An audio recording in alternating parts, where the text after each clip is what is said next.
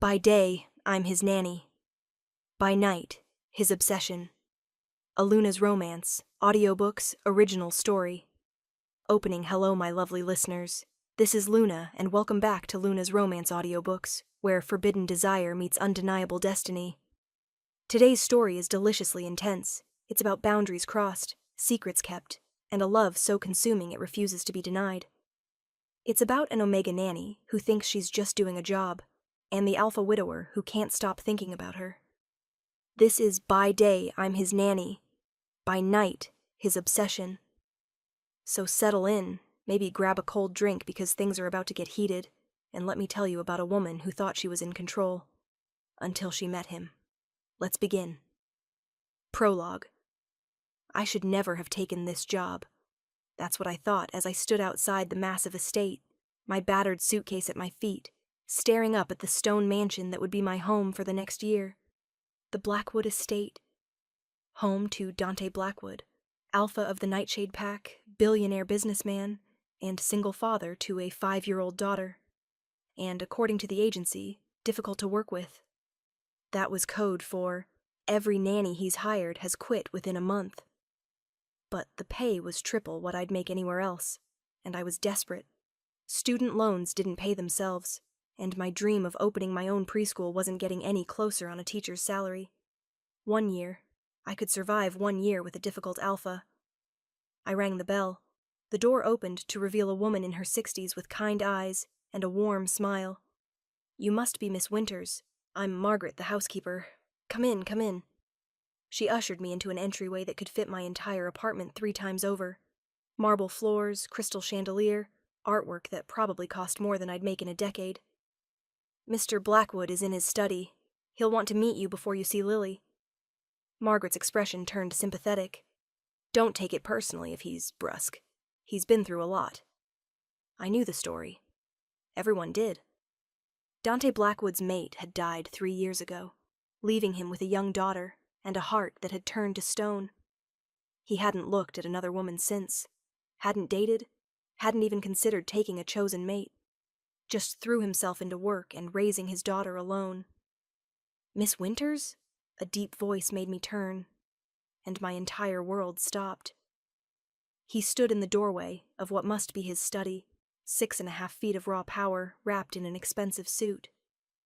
Dark hair swept back from a face that could have been carved from granite, all sharp angles and harsh beauty. But it was his eyes that trapped me. Silver. Pure, molten silver that seemed to glow in the afternoon light. An alpha. Not just any alpha. One of the most powerful in the region. And when those silver eyes met mine, something electric passed between us. Recognition. Heat. Hunger. My wolf stirred for the first time in months, purring with interest.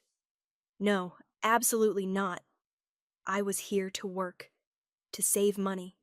Not to develop an inappropriate attraction to my employer, Mr. Blackwood. I extended my hand, proud that my voice didn't shake. "I'm Alara Winters. I'm here about the nanny position." He stared at my hand for a long moment before taking it. The moment our skin touched, electricity shot up my arm. His nostrils flared slightly, scenting me. Vanilla and jasmine. My natural Omega scent. His grip tightened fractionally before he released me and stepped back. "You're younger than I expected," he said, his voice rough. "I'm 24, old enough to handle childcare." "And your references?" "In the file the agency sent. All verified." I lifted my chin. "I have a degree in early childhood education and 5 years of experience. I can provide additional references if needed." He studied me with those unnerving silver eyes, and I had the distinct feeling he was seeing far more than I wanted him to. "The agency mentioned your Omega. Is that a problem? Most Omegas prefer pack positions. Why take a private job?" The truth that I was saving for my own preschool, that I wanted independence, felt too personal to share. "The pay is excellent, and I prefer one-on-one care over classroom settings." Not entirely a lie. "Lily is challenging. She's been through 6 nannies in the past year." "I read that in the file. May I ask why they left?" his jaw clenched. They said she was difficult, spoiled, unmanageable. And what do you think? The question seemed to surprise him. I think she's a 5-year-old who lost her mother and doesn't know how to express her grief. The raw pain in his voice made my chest ache. Then she doesn't need management. She needs understanding. I met his eyes. I can provide that, Mr. Blackwood. Give me a chance. He was quiet for a long moment. The position is live-in. Your quarters are in the West Wing, near Lily's room. You'll have weekends off unless I'm traveling for business. Salary is as discussed with the agency. And my duties? Childcare, obviously. Educational activities. Lily's homeschooled, so you'll be responsible for her lessons as well. Margaret handles everything else. When do I start? Now. Margaret will show you to your room. Lily's afternoon lessons begin in an hour. He turned to leave, then paused. Miss Winters? Yes? Lily doesn't warm up to people easily. Don't take it personally. I won't. He left without another word, his scent, pine and smoke and something darker, lingering in the air. I let out a breath I didn't know I'd been holding. This was fine. I could do this. Ignore the attraction. Focus on the job. Save my money and leave in a year. Simple. Except nothing about Dante Blackwood felt simple, and I had no idea how complicated things were about to become. Chapter 1. 3 weeks later. I don't want to do math. Lily threw her pencil across the room. It's stupid. I took a deep breath, counting to 10. Lily Blackwood was beautiful, dark hair like her father, but with her mother's delicate features, and she was hurting in ways that broke my heart. Math isn't stupid. It's actually pretty cool. I picked up the pencil and set it back on the table. How about we make it a game? Games are for babies. Is that so? Well, I guess you're too grown up for cookies then. Her head snapped up. Cookies? I was going to bake some later, but baking requires math. Measuring ingredients, timing. If you think math is stupid, I shrugged. She studied me with eyes too old for her age. What kind of cookies? Chocolate chip, unless you'd prefer something else? A flicker of interest. Chocolate chip is okay. Then let's do 15 minutes of math, and then we'll bake. Deal? She considered it. 10 minutes. 12. Fine. She picked up her pencil. But if the cookies are bad, I'm telling Daddy you're a terrible teacher. I hid my smile. Deal. We worked through the math problems, and I was impressed by how quickly she caught on when she actually tried. She was smart, just resistant. True to my word, we moved to the kitchen after 12 minutes. Margaret was delighted to have us. Finally, someone who actually uses this kitchen. Mr. Blackwood doesn't cook, and I'm not much for baking. Lily climbed onto a stool, watching suspiciously as I gathered ingredients. First, we need to measure flour. Can you read this measuring cup? 1 cup. Perfect. Can you scoop flour until it reaches that line? She did, tongue poking out in concentration. We worked through the recipe together, measuring and mixing. I saw her start to relax, start to enjoy herself. Why did you come here? She asked suddenly as we spooned dough onto baking sheets. To be your nanny. The other nannies left because of me. Her voice was small. Because I'm bad. My heart cracked. You're not bad, Lily. I am. I made them cry. Daddy said I need to behave better, but I don't want to. I want... She trailed off. You want what, sweetie? I want my mama. Her eyes filled with tears. But she's dead, and she's never coming back, and everyone keeps trying to replace her, and I hate it. She dissolved into sobs. I pulled her into my arms, letting her cry into my shoulder. I'm not trying to replace your mama, I said softly. No one could ever do that. Your mama was special, and she loved you so much. You didn't even know her. No, but I know she must have been amazing, because she had an amazing daughter.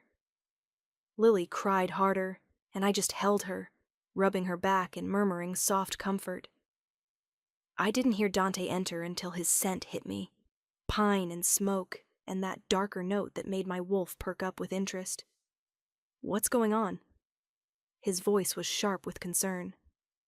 "We're okay," I said quietly. "Just having a moment." He looked at his daughter sobbing in my arms, and his expression cracked with pain. "Lily, baby!" "I want Mama," Lily wailed. He flinched like she'd hit him. "I know, Tesoro. I know." He moved closer, and I felt the heat of him at my back. "I miss her too." "Then why doesn't she come back?" "Because she can't. Death doesn't work that way." His voice was rough with emotion.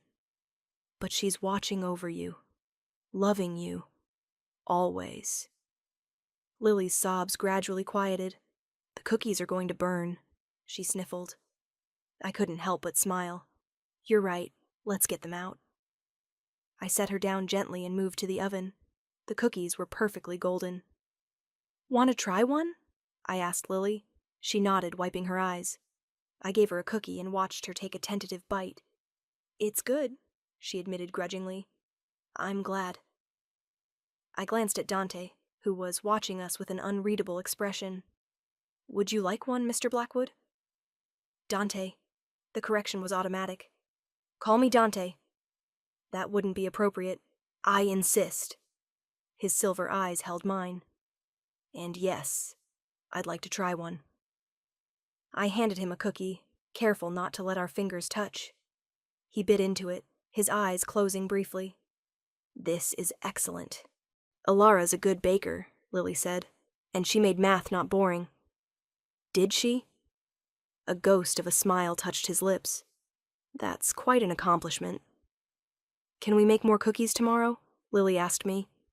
"If you do your lessons without throwing things." "Deal." After Lily went to play, Dante lingered in the kitchen. "Thank you," he said quietly, "for handling that well. The other nannies would have called me immediately. She doesn't need punishment. She needs space to grieve." "I know, but watching her hurt," he ran a hand through his hair, "it kills me. She's lucky to have a father who cares so much. I'm not doing a very good job. She's been through 6 nannies. Because they didn't understand what she needed. But I do." I met his eyes. "I've got this, Dante. Trust me." Something flickered in his silver gaze. Heat. Need. He stepped closer, and my breath caught. "You're good with her," he said softly. "Better than anyone we've had." "Thank you. You're also—" He trailed off, his eyes dropping to my lips. The air between us crackled with tension. This was dangerous. Wrong. He was my employer. But I couldn't look away. "I should go," I said, though I didn't move. "Yes. You should." Neither of us moved. His hand came up, almost touching my face, then dropped. "Good night, Alara." "Good night." I fled before I could do something stupid, like kiss my employer in his own kitchen. That night, I lay in bed, unable to sleep. My room was beautiful, more like a luxury hotel suite than servants' quarters. King bed, private bathroom, sitting area with a view of the gardens. But I couldn't appreciate any of it, because all I could think about was Dante. The way he'd looked at me in the kitchen, the heat in his eyes, the tension that had thrummed between us. This was bad. Very bad. I was here to work, to save money, not to develop feelings for my widowed employer. My phone buzzed, a text from my best friend Mara. "How's the new job? Is the alpha as impossible as they said?" Me. "Worse, and also complicated." Mara. "Complicated how?" Me. "I think I'm attracted to him." Mara. "Oh shit. Alara, no. Do not go there. He's your boss." Me. "I know, I'm not going to act on it. I just needed to tell someone." Mara. "Be careful. Alpha widowers are notoriously possessive. And you're an unmated Omega living in his house." Me. "Nothing's going to happen. I'm professional. This is just a little crush. It'll pass." Mara. Famous last words. I set the phone down and stared at the ceiling. She was right. This was dangerous. But I was strong. I could handle a little attraction. What I didn't know then was that Dante was lying in his own bed, thinking about me too. that he'd been thinking about me since the moment I walked through his door. That his wolf had recognized something in me that terrified and thrilled him in equal measure. That I wasn't just his nanny. I was about to become his obsession. Chapter 2. 2 months later, I should have known something was wrong when Dante started working from home more often. He'd always traveled constantly for business, but suddenly he was in his study, in the library, in the kitchen during Lily's lessons. Always near, always watching. His scent was everywhere, driving my wolf crazy with need. "Alara." Lily tugged on my sleeve. "You're not listening." "Sorry, sweetie. What did you say?" "I asked if we could do art today instead of reading." "We need to do reading, but we can do art after." She pouted, but pulled out her book. I tried to focus on the lesson, but I could feel Dante's presence in the next room. Could smell him, pine and smoke, and that darker note that made me want to do very inappropriate things. This was getting out of hand. I needed to talk to him, set boundaries, before this attraction spiraled into something we couldn't control. That evening, after Lily was in bed, I knocked on his study door. "Come in." He was at his desk, reading glasses perched on his nose, looking unfairly attractive in a simple t-shirt and jeans. "Do you have a moment?" I asked. "For you?" "Always." He set down his papers. "What's on your mind?" "I wanted to discuss some concerns about my position here." His expression sharpened. "Are you quitting?" No, nothing like that. It's just..." I took a breath. "You've been working from home a lot lately. And while I appreciate you being available for Lily, it's making things complicated." "Complicated how?" "You're always around, always nearby, and it's..." I struggled for words that wouldn't reveal too much. "It's distracting." He stood slowly, moving around the desk. "Distracting?" "Yes." "How so?" He was too close now. Close enough that I could feel the heat of him, smell his intoxicating scent. "Mr. Blackwood, Dante, I asked you to call me Dante." "Dante, then. This isn't appropriate. I'm your employee. Is that all you are?" His voice dropped to a rough whisper. "Because sometimes, when you look at me, I think you're feeling this too." My breath caught. "Feeling what?"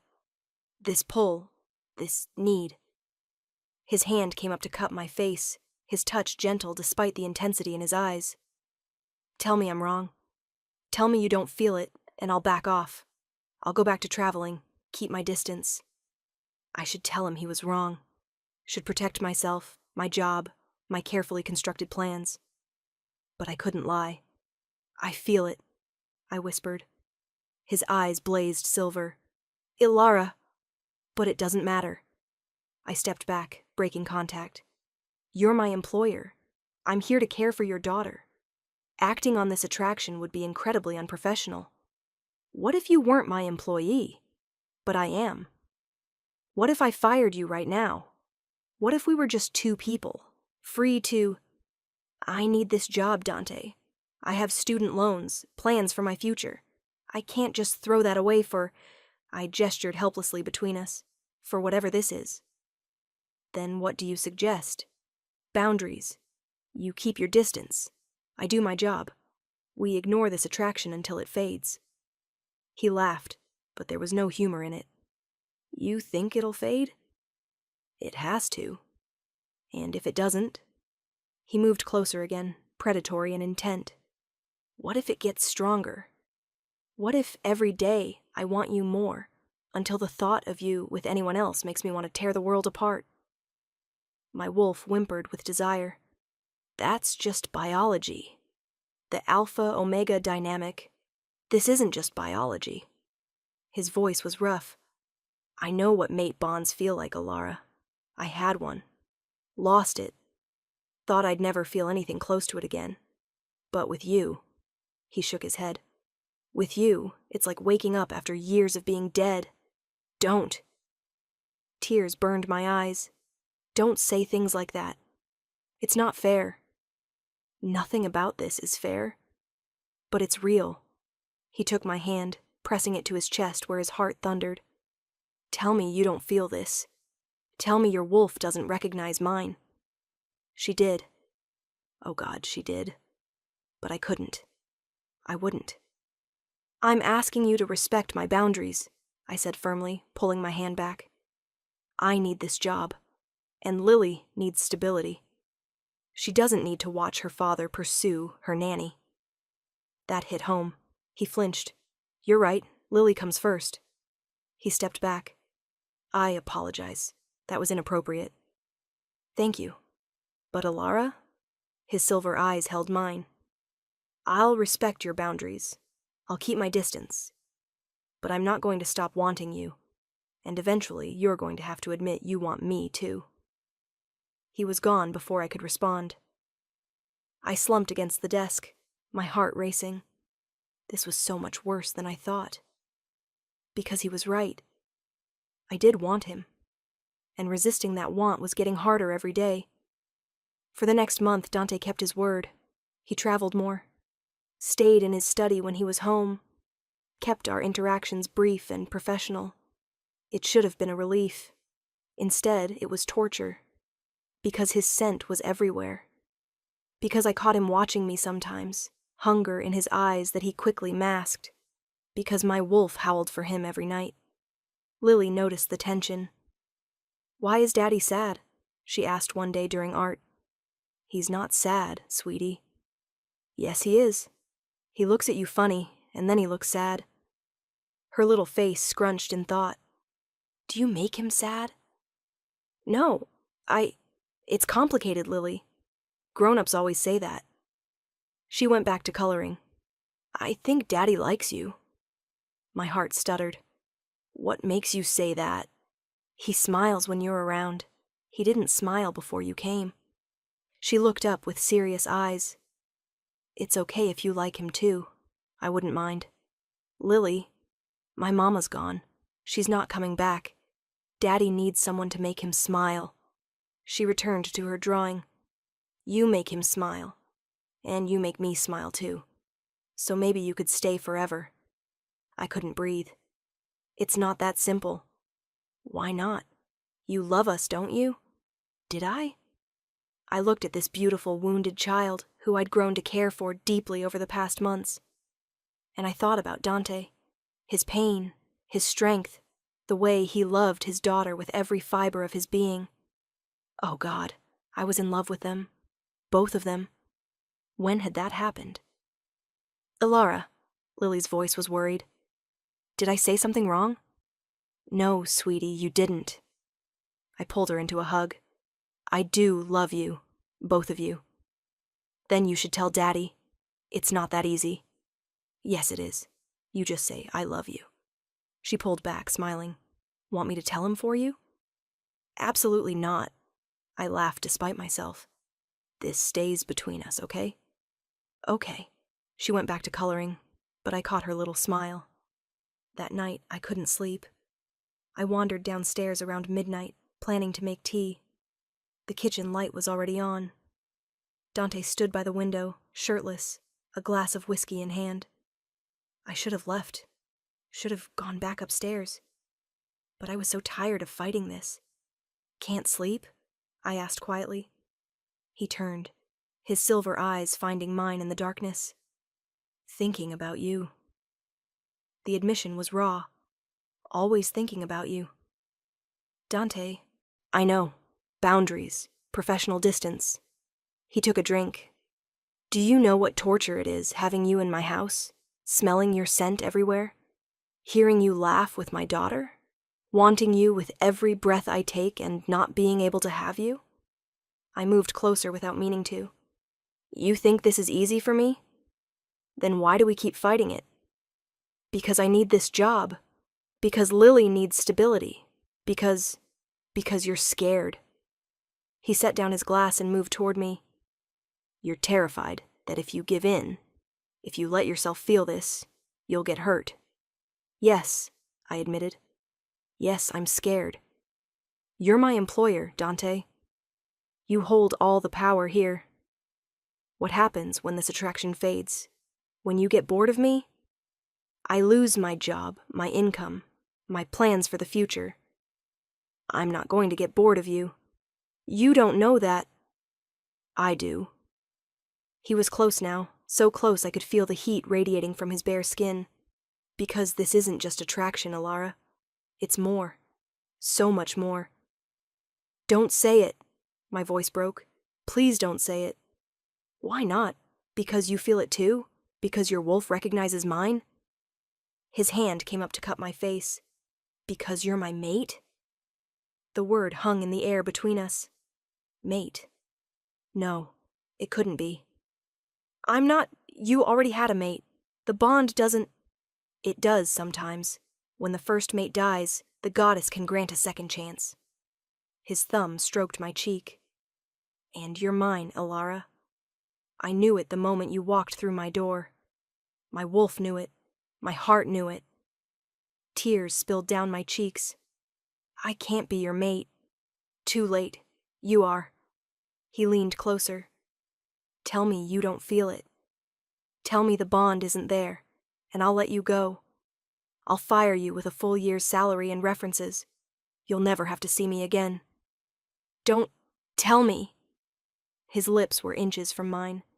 Tell me you don't want this. I couldn't, because I did want it. Wanted him. Wanted all of it with a desperation that terrified me. I can't, I whispered. Can't what? Can't tell you I don't want it. Can't lie. I looked into his silver eyes. I feel the bond, Dante. I felt it since the beginning, and it terrifies me. His smile was triumphant and tender all at once. Then stop fighting it. He closed the final distance. Let me love you, Alara. Let me claim you as mine. What about Lily? She told me today that she wouldn't mind if you stayed forever. That you make me smile. His forehead rested against mine. My daughter is already in love with you, just like I am. My breath caught. You love me? Desperately, completely, obsessively. His lips brushed mine, feather-light. Say yes, Alara. Be my mate, my Luna. Lily's mother. Say yes and let me spend the rest of my life proving you made the right choice. I should be sensible. Should think about all the ways this could go wrong. But my heart and my wolf were done being sensible. Yes, I breathed. He kissed me then, deep and claiming and perfect. The mate bond flared to life between us, golden and strong and absolutely right. When we finally pulled apart, we were both breathing hard. No more professional distance, he said firmly. No more boundaries. No more fighting this. He swept me into his arms. From now on, you're mine, publicly, completely. Mine. Possessive much? I couldn't help but smile. You have no idea. His eyes glowed silver. I've been obsessed with you for months, Alara. Now that I can finally have you, I'm never letting go. He carried me upstairs to his room and showed me exactly what it meant to be claimed by an alpha. And I learned that sometimes the best things in life come from taking risks, from letting go of fear, from saying yes to the impossible. By day, I was his nanny, but by night and every moment in between, I was his mate, his obsession, his everything. Chapter 3. I woke wrapped in Dante's arms, his scent surrounding me like a claim. Sunlight streamed through the windows. Morning had come too fast. You're thinking too loud, Dante murmured against my hair. I'm thinking about Lily. How we're going to tell her. She already knows we belong together. She told me as much. He pressed a kiss to my shoulder. But we'll tell her properly. Together. And the pack? What will they say about their alpha mating his daughter's nanny? They'll say I finally came back to life. He turned me to face him. Alara, I don't care what anyone thinks. You're my mate. That's all that matters. But your first mate was taken from me too soon, and I grieved her. We'll always love what we had. His silver eyes were serious. But she's gone, and you're here. And the goddess gave me a second chance at happiness. I'm not wasting it. He kissed me thoroughly, and I let myself sink into it, into him, into us. A knock at the door made us both freeze. Daddy? Lily's voice came through the wood. Why is Alara's door locked and empty? Dante and I stared at each other. Well, he said, suppressing a smile. Guess we're telling her now. He grabbed a robe and went to the door. I heard it open, heard Lily gasp. Is Alara in there with you? Yes, Tesoro. Come in. I quickly wrapped myself in one of Dante's shirts, massive on me but decent, as Lily entered. Her eyes went wide, seeing us both clearly just awakened, in Dante's bed. But instead of looking upset, she grinned. I knew it. She bounced up and down. I told you they liked each other, didn't I, Daddy? You did. Dante laughed, pulling her into a hug. Does this mean Alara's staying forever? Lily looked at me hopefully. How would you feel about that? I asked carefully. I'd feel great. Can I call you Mom? My breath caught. Dante's hand found mine, squeezing gently.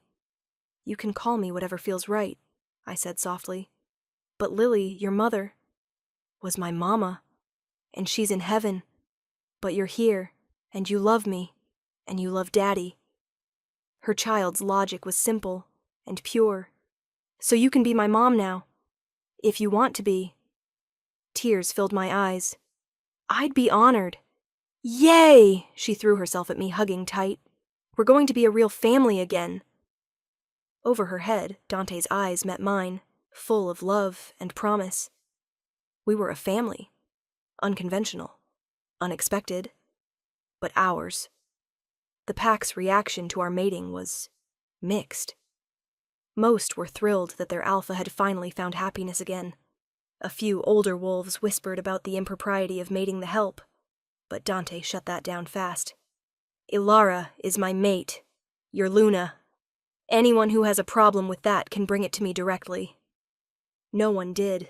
We mated officially in a small ceremony a week later. Just pack leadership, close friends, and Lily, who served as flower girl and beamed the entire time.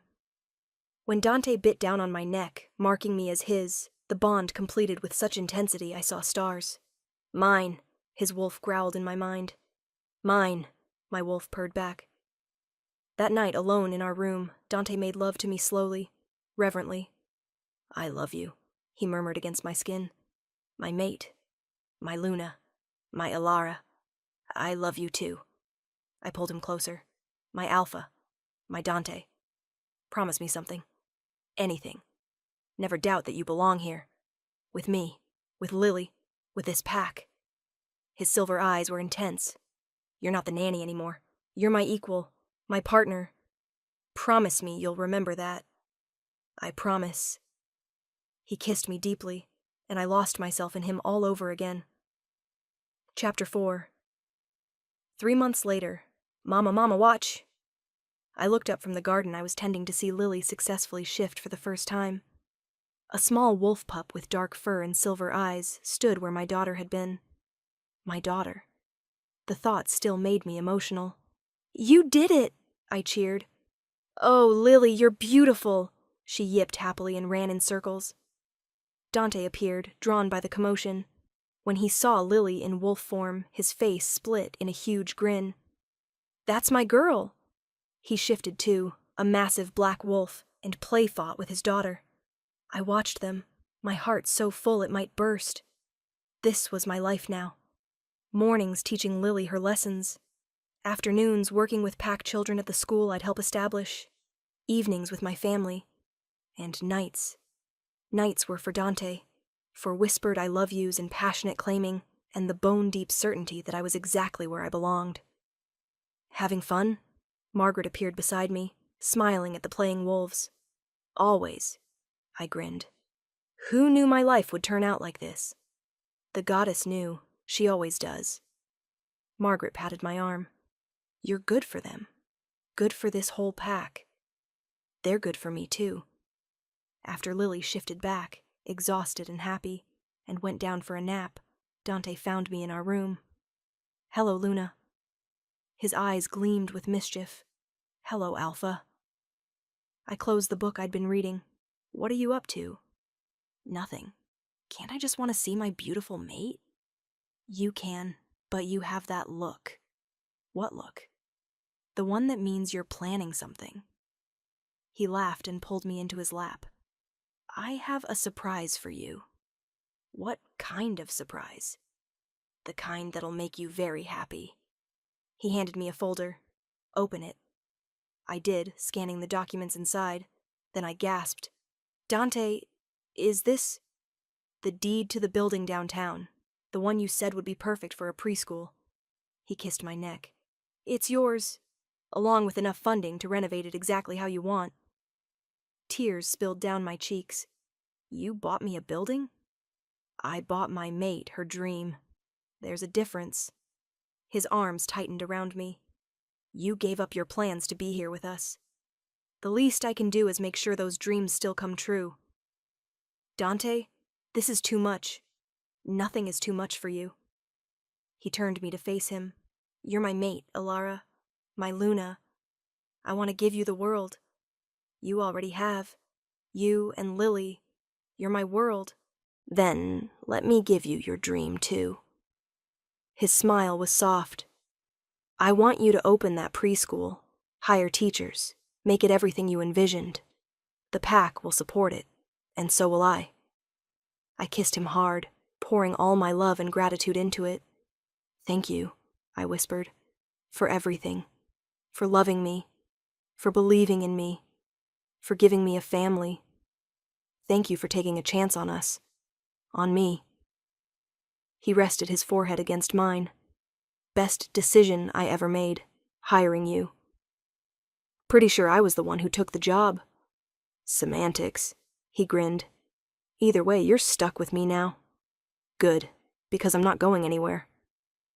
We spent the rest of the afternoon planning the preschool, what renovations we'd need, how many teachers to hire, curriculum ideas. It felt surreal. 6 months ago, I'd been a struggling teacher taking a nanny job out of desperation. Now I was Luna of the Nightshade Pack, mother to a beautiful daughter, mate to an incredible alpha, and about to open my dream preschool. Life had a funny way of working out. Chapter 5. 6 months later, the grand opening of Moonlight Preschool was a huge success. 30 children enrolled on the first day.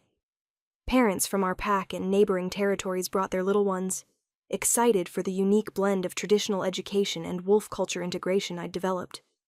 Lily helped me greet families, proud as could be in her big sister helper badge.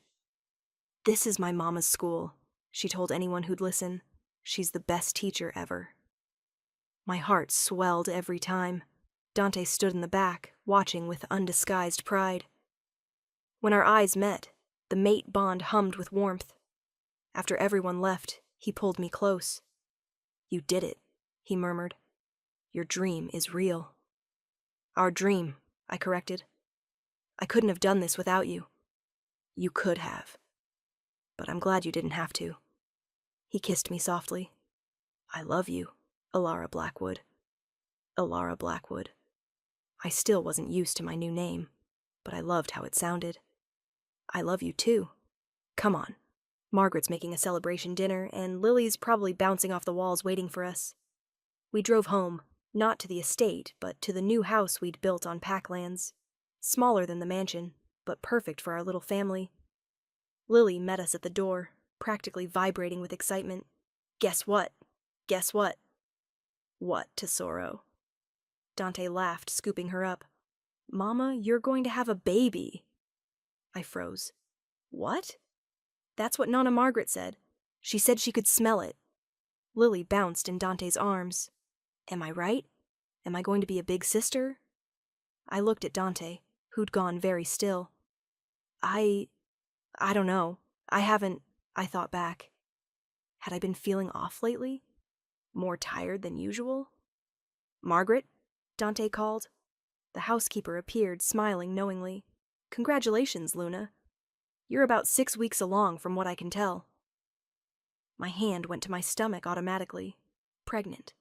I was pregnant. Alara? Dante set Lily down and moved to me. Are you okay? I'm pregnant, I breathed. How do you feel about that? I looked at his concerned face, at Lily's excited one, at Margaret's warm smile, and I felt joy. Pure, overwhelming joy. "I'm happy," I said, tears spilling over. "I'm so happy." Dante's whoop of celebration made Lily shriek with laughter. He swept me into his arms, spinning me around. "We're having a baby!" He kissed me thoroughly. "We're having a baby!" Lily jumped up and down. "I'm going to be the best big sister ever." That night, after Lily was in bed, Dante held me close. "A baby," he murmured, his hand splayed over my stomach. "Our baby. Are you happy?" I asked. Ecstatic, terrified, overwhelmed. He kissed my neck, but mostly just grateful. Grateful for you, for Lily, for the second chance at a family. Me too. I laced my fingers through his. I never imagined my life could be this good. It's only going to get better. His silver eyes glowed in the darkness. "I promise you that, Alara. Every day with you is better than the last. Sweet talker.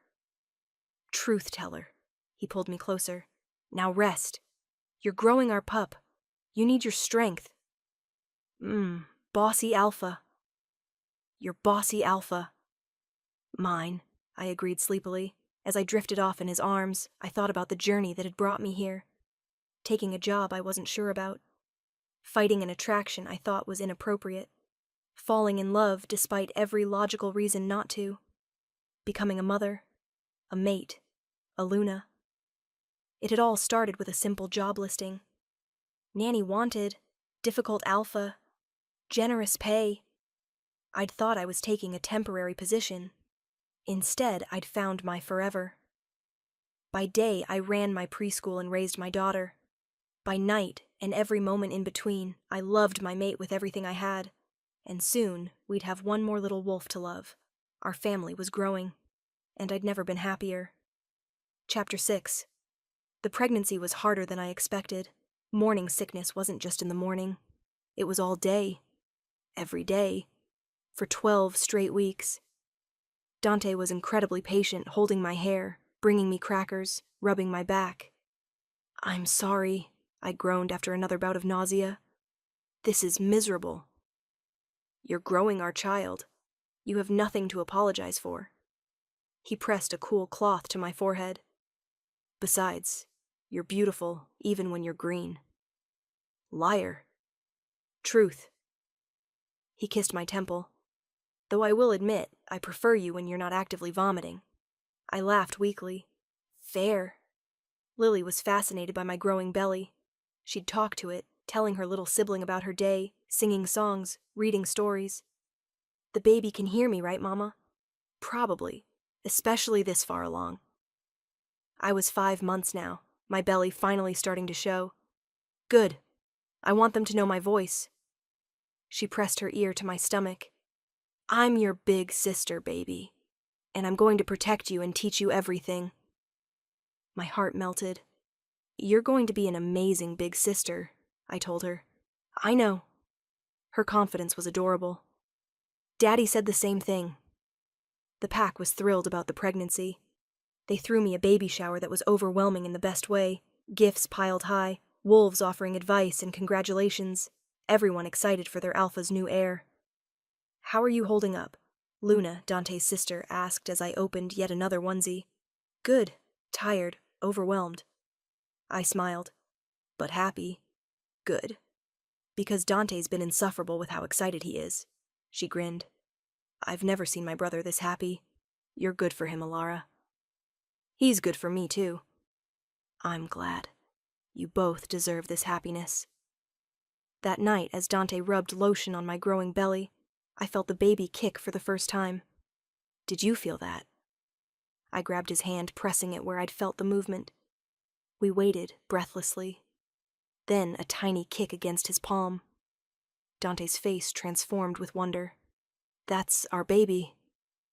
"That's our baby," I agreed, tears streaming. "Hello, little one," he murmured to my belly. "I'm your papa, and I already love you so much." Another kick, stronger this time. "I think they love you too," I said. "Of course they do. I'm incredibly lovable." He kissed my stomach, then my lips. "Just like their mama." "Dante, Thank you for all of this, for giving me a family, for loving me. Ilara, you gave me more than I gave you. You brought me back to life. Gave me hope again. Gave me love. His silver eyes were intense. I should be thanking you. Then let's call it even. Deal. He kissed me deeply. Now rest. Our pup is active tonight, and you need your sleep. I settled against him, his warmth surrounding me, our baby moving between us. This was everything I'd never known I wanted. And I was never letting it go. Chapter 7. I went into labor 3 weeks early. We were having dinner, me, Dante, and Lily, when my water broke. Dante? He looked up from his pasta. What's wrong? I think the baby's coming. The plate clattered from his hand. Now? But you're not due for... Tell that to the baby. I gripped the table as a contraction hit. Oh, God, that hurt. He was at my side instantly. Breathe. Just breathe. Lily, go get Nona Margaret. Tell her it's time. Lily ran off, shouting for Margaret. You've got this, Dante said, helping me to the car. I've got you. The drive to the PAC hospital was a blur of contractions and Dante's steady voice coaching me through breathing. The medical staff was ready when we arrived. Dr. Sarah, the PAC's head physician, checked me quickly. You're already at 6 centimeters. This baby's in a hurry. She smiled. It'll be fast. Let's get you to a room. Fast was an understatement. 4 hours later, I was pushing, Dante's hand crushing mine. You're doing amazing, he murmured. So strong, so brave. I hate you right now, I panted. I know, I love you too. One more push, then a cry, the most beautiful sound I'd ever heard. It's a boy, Dr. Sarah announced, placing the squirming, crying bundle on my chest. I looked down at my son, dark hair like his father, already showing the promise of alpha strength. Perfect. Absolutely perfect. Hi, baby, I whispered. We've been waiting for you. Dante was crying openly, his hand gentle on our son's tiny head. He's beautiful, just like his mother. He has your hair, and your nose. Dante kissed me softly. Thank you, for him, for Lily, for everything. You did half the work. The easy half. He gazed at our son with such love it made my chest ache. What should we name him? We'd discussed names but never settled on one. Looking at our son now, I knew. Sebastian, I said. Sebastian Dante Blackwood. Sebastian. Dante tested it, smiling. It's perfect. He's perfect. Lily met her baby brother the next day. She climbed carefully onto the hospital bed, staring at Sebastian with wide eyes. He's so tiny. You were this tiny once, I told her. Really? Really? And you're going to help him grow big and strong, right? Right. She gently touched his little hand. He grabbed her finger and her face lit up. He likes me. Of course he does. You're his big sister. Dante took a photo of them, capturing the moment perfectly. That night, alone with my little family, I felt complete in a way I'd never experienced. We did good, I told Dante as he held Sebastian, rocking him gently. We did. He looked at our sleeping daughter on the couch, then at the baby in his arms, then at me. Look at us, a real family, the best family. All because you answered a job listing for a difficult alpha. All because a difficult alpha saw past the professional boundaries. He grinned. I prefer determined to difficult. Obsessed. That, too. His eyes heated. Still obsessed. Always will be. Good, because I'm obsessed with you, too. We sat in comfortable silence, watching our children sleep, the mate bond warm and content between us. This was what happiness looked like. Not perfect, not always easy, but real. And ours. And worth every risk we'd taken to get here. Chapter 8. 2 years later. Mama, Seb took my toy. Did not. Did too. I looked up from the preschool paperwork I was reviewing to see my children arguing over a stuffed wolf. Lily was 7 now, long-legged and confident. Sebastian was 2, all chubby cheeks and mischief. "Let's use our words instead of yelling," I said calmly. "Lily, did you ask nicely to share?" "He doesn't share." "Did you ask?" "No." "And Sebastian, did you take the toy without permission?" My son's bottom lip wobbled. "I wanted to play." "I know, baby, but we ask first, right?" "Right." He handed the toy back to Lily. "Zoe." "Thank you for apologizing." I pulled both children into a hug. "Now, why don't we all play together?" Crisis averted. I returned to my work. Moonlight Preschool had expanded.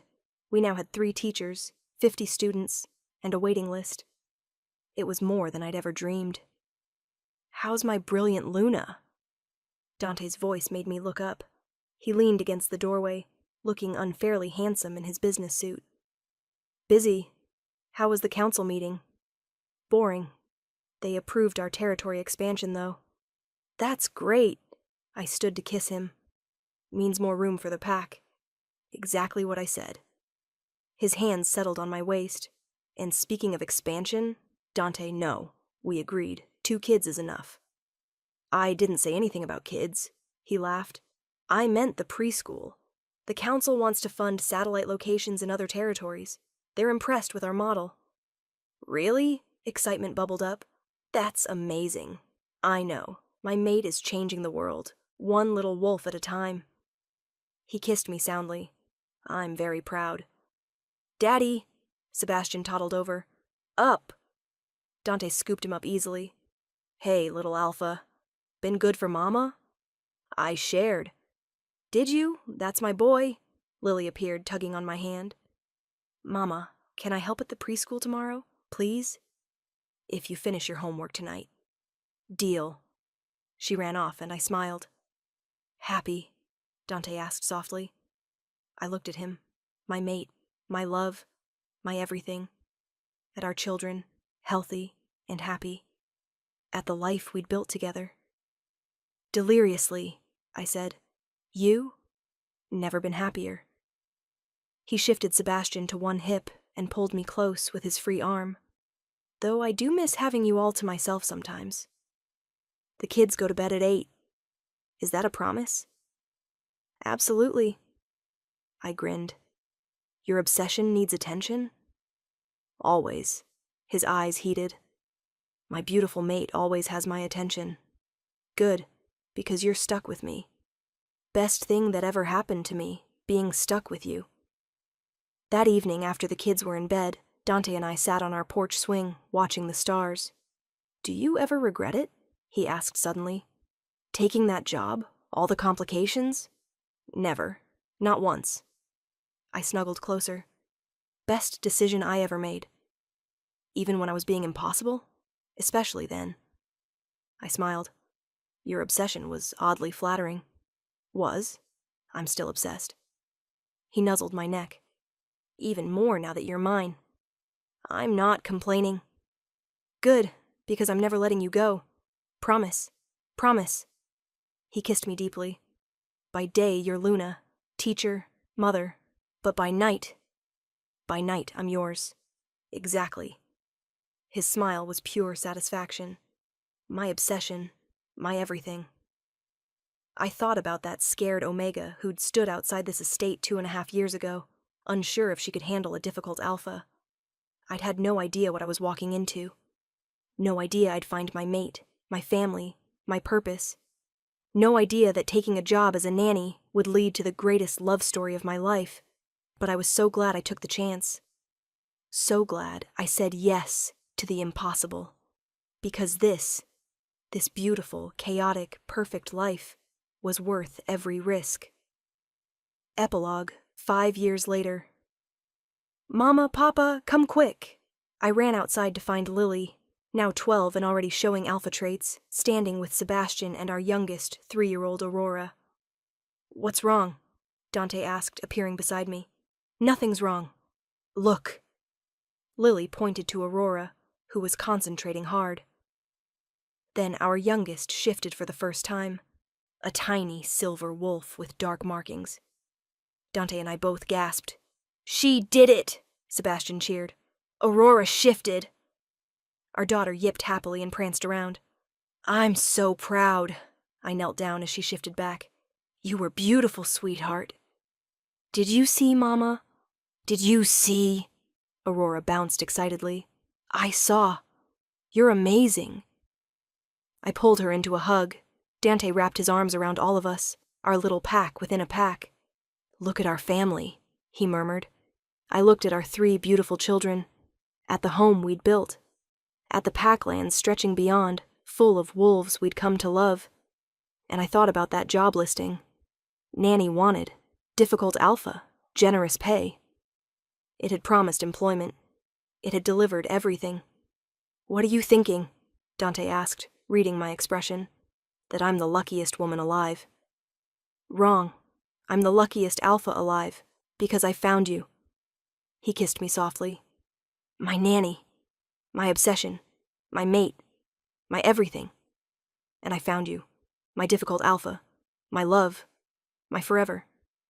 Our children groaned at our public affection, but we didn't care. This was our story, the nanny and the widowed alpha. By day, a professional relationship. By night, an obsession that became the greatest love either of us had known. And every day after, a beautiful life built together. One risk, one job, one impossible love, and a happily ever after that exceeded every dream. Closing. And there we have it, my lovely listeners. Alara and Dante's journey from professional boundaries to passionate obsession to the deepest love. Sometimes the most beautiful relationships start in the most unexpected ways. A job interview, a moment of recognition, a pull too strong to resist. Alara thought she was just taking a nanny position. She had no idea she was walking into her destiny, a mate who would love her fiercely, children who would fill her heart, and a purpose that would change lives. And Dante? He thought he was just hiring help. He found his second chance at love, his reason to smile again, his everything. Their story reminds us that love doesn't follow rules. It doesn't care about professional boundaries or appropriate timing. When it's real, when it's fate, it simply is. If you loved Alara and Dante's story, please hit that like button and drop a comment. What was your favorite moment? The kitchen confrontation? The midnight confession? That beautiful family epilogue? I want to hear all your thoughts. And here's a delicious preview of our next tale. The rogue king's captive. She's his prisoner, but he's her mate. Oh yes, darlings, we're diving into captive romance with a twist that'll make your heart race. What happens when the woman a ruthless alpha kidnaps turns out to be his fated mate? Tune in next time to find out. Until then, this is Luna, reminding you that sometimes the best things in life come from taking risks, from saying yes to the impossible, from letting obsession become love. Sweet dreams and passionate listening, my loves.